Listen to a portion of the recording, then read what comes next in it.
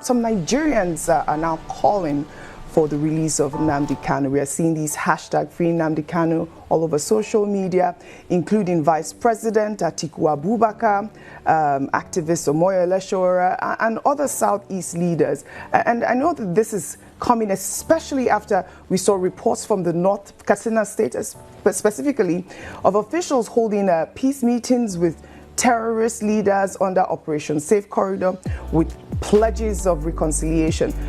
Meanwhile, we know that Nnamdi Kanu, who I believe was discharged at one point in 2022 by the Court of Appeal, remains in detention. And these are the conversations that we're seeing online. Now, how do you reconcile these apparent double standards in the government's approach in dealing with Nnamdi Kanu's case? Now, do you believe there is any sort of ethnic or regional dimension to how the federal government treats security challenges in the Southeast versus the Northwest? Hello everyone, welcome back to this channel. It's your friend Emmycares. Today we are breaking down a hot discussion from Arise News, where Honorable Aguocha spoke about the upcoming House of Representatives debate on Nnamdi Kanu and raised a serious point. The rules governing Igbos appear to be different from the rest of Nigeria. Let's unpack that statement and talk about what it really means for our country. Good morning, good afternoon, good evening everyone. Depending on where you're watching us from, you're welcome back to BMS News.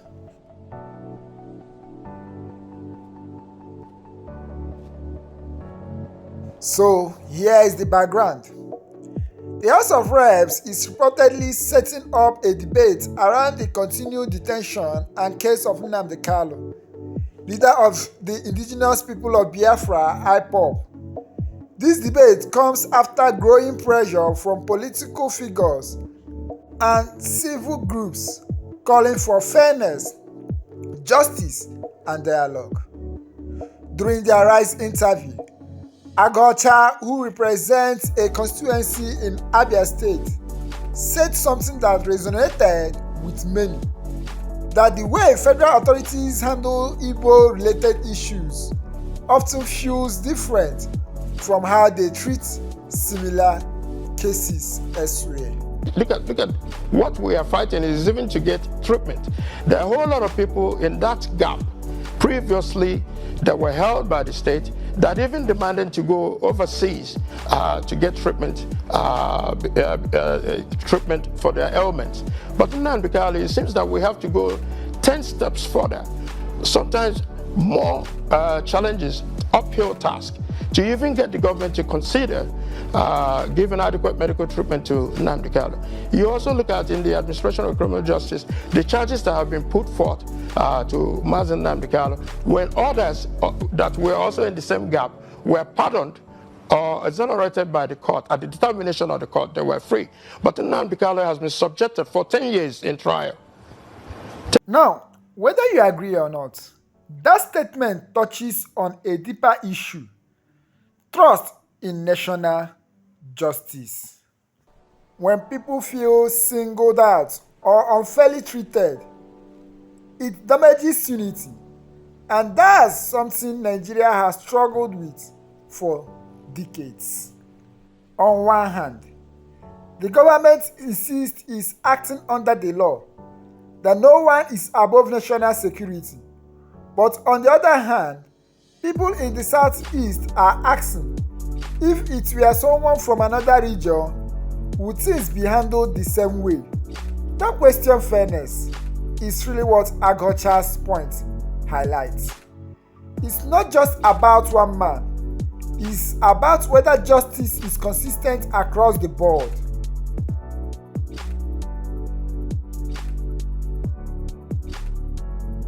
Personally, I think this is a defining moment for Nigerians lawmakers. The debate in the House shouldn't be about politics or ethnicity. It should be about principle. Because if one region feels constantly alienated, how do we expect the whole nation to move forward together?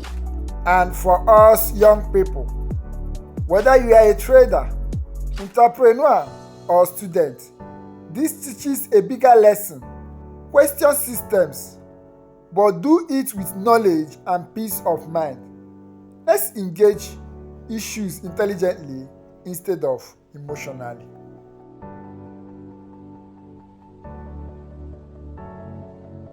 So, what do you think about Aguocha's statement? Do you feel the Igbos are being governed differently? Or do you think it's just political perception? Drop your thoughts in the comment section.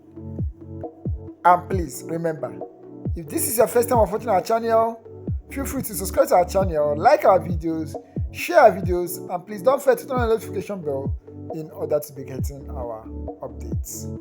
Some Nigerians are now calling for the release of Nnamdi Kanu. We are seeing these hashtag free Nnamdi Kanu all over social media, including Vice President Atiku Abubakar, activist Omoyo Eleshora, and other Southeast leaders. And I know that this is coming especially after we saw reports from the North Katsina State, specifically of officials holding peace meetings with terrorist leaders under Operation Safe Corridor with pledges of reconciliation. I mean, meanwhile, we know that Nnamdi Kanu, who I believe was discharged at one point in 2022 by the Court of Appeal, remains in detention. And these are the conversations that we're seeing online. Now, how do you reconcile these apparent double standard in the government's approach in dealing with Nnamdi Kanu's case? Now, do you believe there is any sort of ethnic or regional dimension to how the federal government treats security challenges in the Southeast versus the Northwest? Yeah, thank you very much for that question, OJ. Clearly, Section 40 of the Nigerian Constitution as amended guarantees the right to peaceful assembly and association. So I'm very happy that despite the veil and the veil of silence that has existed all over the country, Nigerians are waking up to their responsibility and demanding for justice for Nnamdi Kanu. And if it takes for them to have a peaceful protest, then that's what it would take. I've endorsed that we all should speak up now. The truth is that in Nigeria there appear to exist two sets of rules.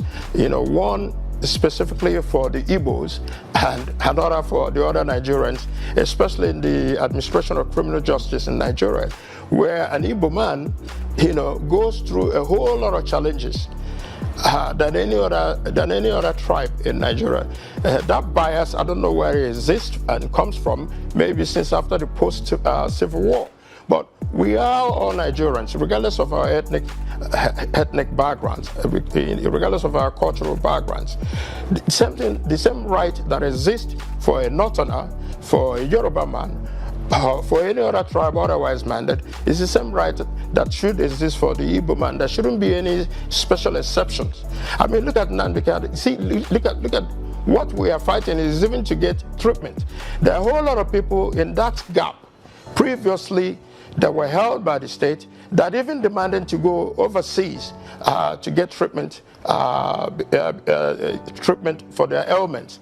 But in Nnamdi Kanu, it seems that we have to go 10 steps further, sometimes more challenges, uphill task, to even get the government to consider giving adequate medical treatment to Nnamdi Kanu.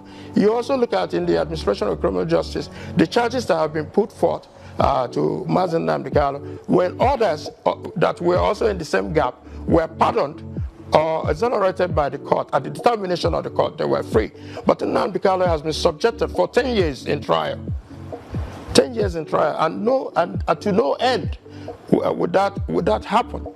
So, but as of today, a lot of Nigerians are coming together to say enough is enough. Look at the recent pardon of Mr. President. He pardoned everybody, even those who are drug lords, those who have murdered people in the country. Yet Nnamdi Kanu has not been proved either through the court testimonies of witnesses or otherwise minded that he has committed any offense. Yet he's been subjugated and he's been subjected to almost like his rights as a person have been dehumanized. So what we are asking for is for the government to be able to look critically on the issue of Nnamdi Kanu, to ensure that fundamentally that this is the aspirations and hope of people, especially of the Igbo tribe, that if Nnamdi Kanu is released, it will bring about, it will bring security in the Southeast, it would enhance productivity, and at the same time, allow the Igbos to freely be engaged in various activities that Igbos are running away from because of high crime and criminality, banditry and assassination. So for Mr. President, it would also help Mr. President consolidate his goodwill in the Southeast. But for him, and then you look at, I'm sorry to say, but when you look at his prosecution team, every member of his prosecution team are Yoruba. So the judge is Yoruba. It now appears as if it's a war between the Yoruba tribe and the Igbo tribe. It shouldn't be like that. So for us, it is critically important for the government to be circumspect about this, and the Igbos are asking for it, and that this is our this is our hope and aspiration, that the president can consider universally the release of Nnamdi Kanu, so that Southeast can return to peace and Nnamdi Kanu can come to his family and be engaged in productive activities as he has been previously. That